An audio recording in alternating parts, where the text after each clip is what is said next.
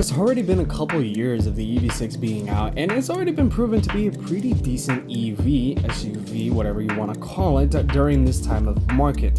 Now, the electric market is still difficult, but let's give it a shot with the interior. Alright, now I'm sitting in the inside of a EV6. This is the GT line, and it does come with pretty much all the features, just not with the big horsepower like the GT itself. So, as I'm sitting here, there are really not that many buttons that you're going to witness. There are a little bit of buttons in the steering wheel that you're going to see where it does explain your menus and everything like that, where it can show you a bunch of stuff in the screen up front, since you have a fully digital gauge cluster up front. And then you have this massive infotainment system that is right in the middle. It is right. I like Kia's infotainment system a lot. It's very easy to use. It's quite responsive, and with Android Auto and Apple CarPlay and everything like that, it does make it a lot better. Now, what you do also have in the bottom is you do have this dual touch sensitive setup with dual zone climate control, as well as if you switch it, you can actually play with your radio and volume knobs and stuff in there. I actually like the way this is set up. I'm not a fan of touch sensitive buttons or anything like that, but the way Kia has set this up, it's rather responsive, which I'm gonna give them props for. And also, it's kind of unique and smart. It does reduce the space and whole I guess overwhelmingness that you're gonna feel in the inside of a car if you do have a bunch of buttons everywhere. So it's kind of unique that Kia has done this, and it's actually very, very good. Right here in the center, of course, you're gonna have some more touch sensitive buttons for your heated and cool seats. Your startup button is gonna say EV. That's gonna be your startup button for the vehicle. And right down in the center, you're gonna also have some storage areas, which this car does have actual really good storage. You're gonna have this massive like tray bridge thing right up front, and then right down the bottom, you're gonna have a lot of storage here in the bottom, where you're gonna have, you know, your USB-C's ports, as well as your 12-volt outlets and everything like that. Here in the bottom, it's rather really good storage when it comes to this car. And when I'm sitting here with the driver position, for me being 6 feet, I sit rather taller than my liking, but that is just my personal opinion. Some people are gonna like it. If you're shorter, this should not be a problem for you at all whatsoever. But when I'm sitting here, I do have a good view all around the vehicle. I do have decent visibility. Even with these thick A-pillars right up front, I still have good visibility to actually see out. When you're looking in the back and everything like that, of course, since this is basically an SUV, you're of course gonna have a thick D-pillar in the back, but it's rather not hard to actually look around the vehicle. It's rather really good. The visibility in here is not terrible. So it's not the best, but for comparing to the majority of other cars and stuff like that, it's not terrible. So on the side, you're going to also have your power folding mirrors. You're going to have two-way memory seats, and you're going to also have your window controls, lock, and mirror adjustments. Over here on the side and the front, you're going to have your parking brake, as well as your electric lid, not gas lid, because it was about to slip out of my mouth. And of course, your dimming and everything like that when, you know, it's obviously dark and stuff like that. So this interior, it is very simple. There are a lot of like materials that feel recyclable, but I actually really like the feeling here. It does not feel cheap. I will say that straight up. It does not feel cheap in here.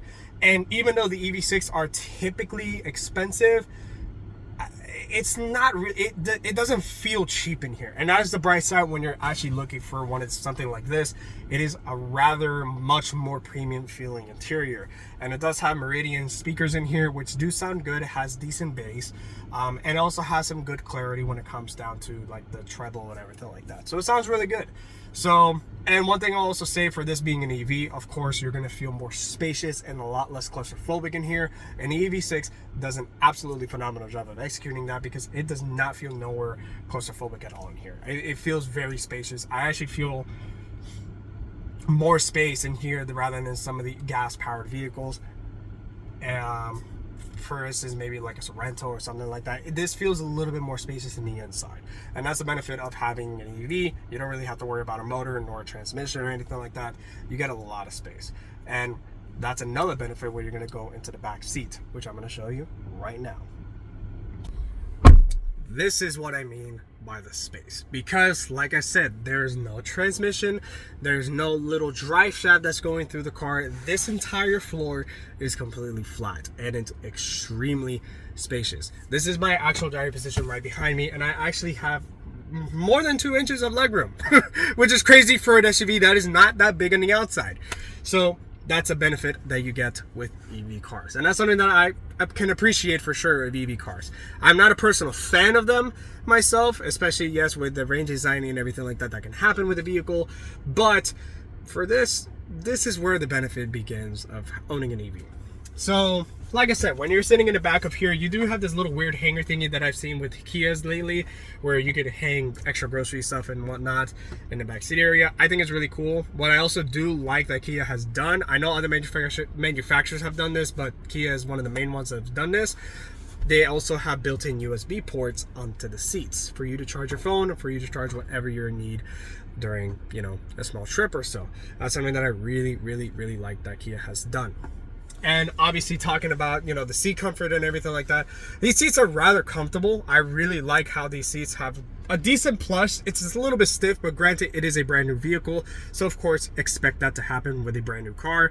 Over time, it is going to break in a little bit more, and you're going to be a lot more comfortable. What I also do like is that these seats do have the capability of reclining up or reclining down. For me, I like to recline down a lot, and this is where my comfortable self feels great. You also do have a little armrest right here in the middle where it does have two cup holders, or you could actually just take them out and you can store extra stuff in here if you really want to. That's something else that's great. So really sitting in the back of an EV6 honestly has a lot more space than majority of SUVs and stuff, even mid-size SUVs pretty much, I'm gonna be honest with you.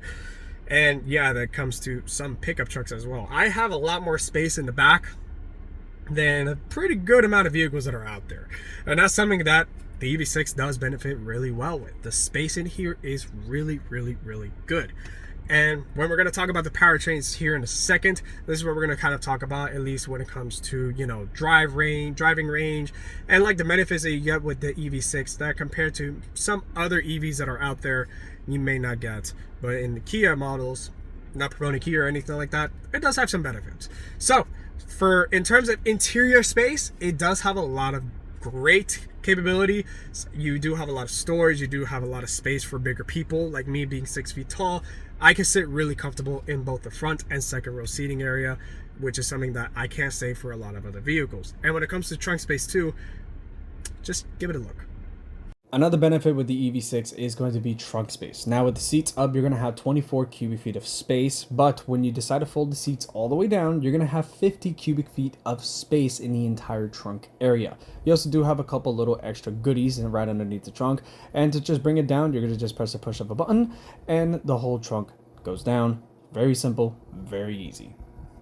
Under the hood, you're going to have two different powertrain options. The first one is going to be rear-wheel drive only. It's going to produce 225 horsepower and only have a range of around 230 miles. Now, for the all-wheel drive version, which is the one that we're testing today, that's going to have 320 horsepower and 446 pound-feet of torque, and has a range of 320 miles of full EV range, which is actually really good and very respectable. Also, 0 to 60 is rather pretty quick at 4.5 seconds for the GT line. This is not including the 600 horsepower GT model. Now, as you also witness, you're also going to see that there's no frunk. Rather, the only set of storage you're going to have in the front is this little compartment that you're going to have at the very front of the engine bay, and that's really it. You can only fit just a couple things in there, nothing extreme, maybe a small umbrella, or if you want, maybe a banana for just shits and giggles.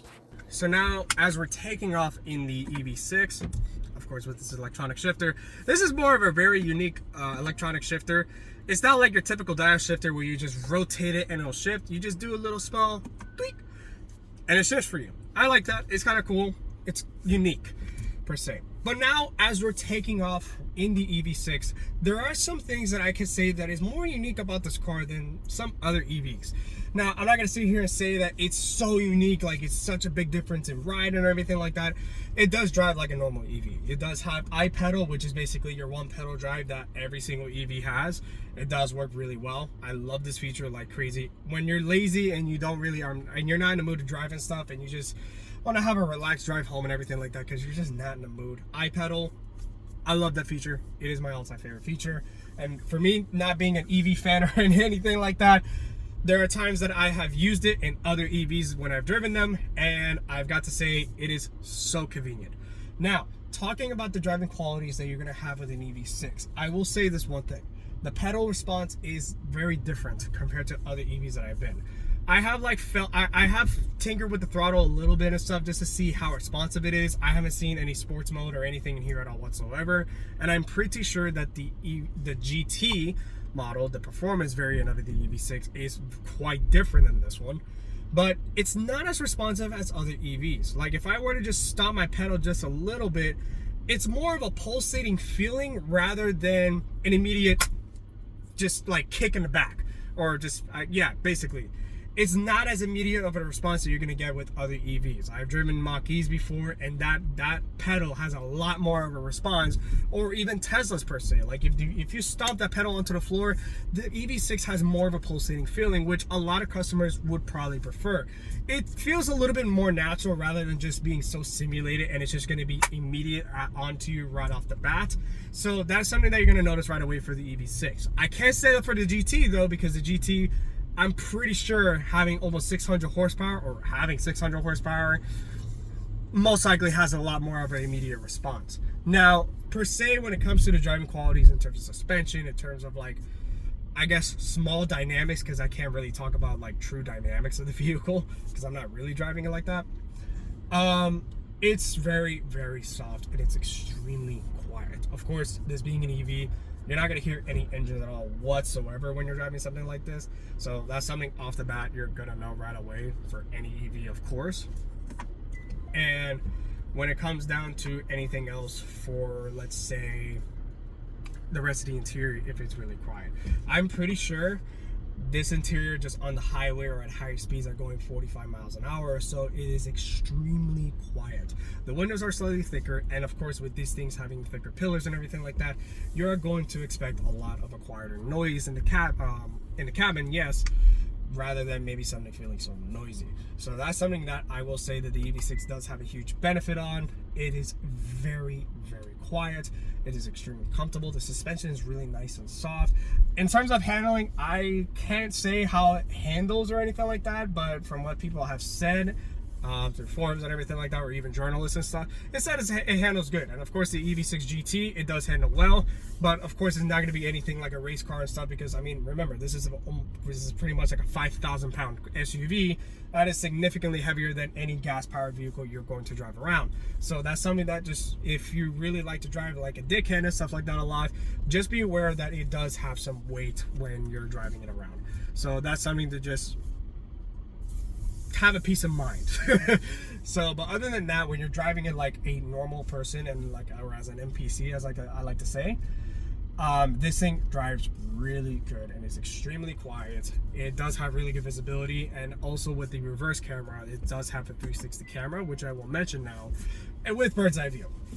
So in terms of visibility, really looking around the car, it is rather easy to really operate this thing compared to other vehicles. If you do have a little bit of anxiety when it comes down to driving something so big, or just driving something that just feels super spacious in the inside, the EV6 has a really good benefit of making sure that it's going to be as easy of a car, and even playing with bird's eye view and everything like that, it does make it very susceptible of honestly just being a normal car that is really, really easy to operate. That's something that I can't say for a lot of other vehicles. If you're really into sports cars and stuff, you're of course going to see that visibility is always terrible in those things. If you're going to drive something that really doesn't have as big of windows, or has extremely thick pillars and everything like that, you're going to see that there's a bit more of a struggle when it comes down to driving it around in some sort. And this thing, with having a bunch of safety features, also having good visibility, and a lot of creature comforts in here that not a lot of cars come with and stuff, or they do, or at such a high price, this is a pretty decent car. I can't lie. Now, it is expensive. It is pricey. I'm not going to sit here and say that this thing is cheap by any means, but for an EV compared to majority of the competition, this is pretty acceptable for what it is. And if an EV is something that you really are looking for, if you're cross-shopping between a Mach-E or a Model Y, the EV6 is not a terrible option. If you are willing to pay the price for one of these things, you're not going to be disappointed by the qualities that you're going to get in the inside of this thing compared to majority of other manufacturers. So, without further ado, let's get to closing. I'm going to be fully transparent. I really was not a fan of the EV6 when it first came out. I thought it was very funky looking. I thought it was just very weird. But until once I spent a little bit of time with it, and now I just see the features that it comes with and see how the creature comforts are with it, this ain't that half bad for an EV. Now, of course, it is up to you whether you really want an EV or not, but if you are between the Mach-E, a Model Y, or any other type of electric vehicle, the EV6 should definitely be an option that you should look out for, and just give it a shot. Until next time.